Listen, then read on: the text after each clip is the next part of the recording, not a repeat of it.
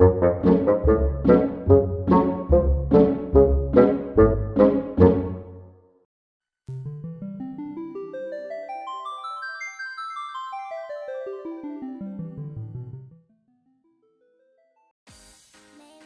there everyone, and welcome to Fingers Fums and Fits.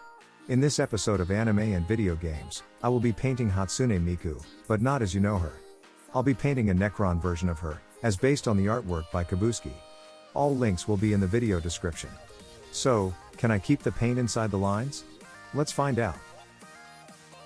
So, this is the mini I'll be working with, which I primed with gray cere. And then painted her joints and other exposed metallic areas with lead belcher.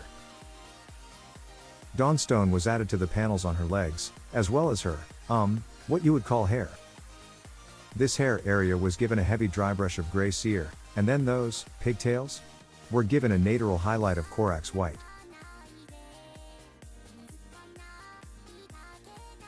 Her hair was then washed with Achillean green. I love this color.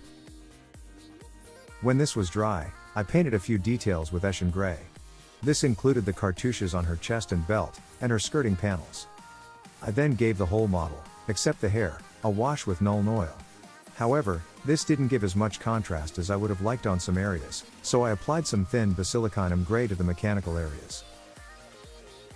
I then painted the gold accents on her belt, chest and skirting with Retributor armor, and painted the recesses in her face with basilicanum gray.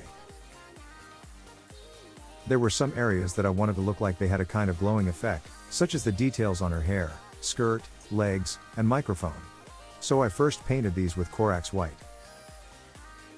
before painting them with Tesseract glow. And then it was time for some edge highlighting. I first used white scar on the light gray areas, followed by Administratum gray on the dark gray areas, and Stormhost silver on the metallics. This was followed up with a 1-to-1 mix of Achillean green and Korax white for the highlight on the hair. I realized I hadn't painted the base of her microphone, so that got a coat of Tesseract glow, before I added a bit of shading to these glowing areas with some thin moot green. Then all that was left was to base the model.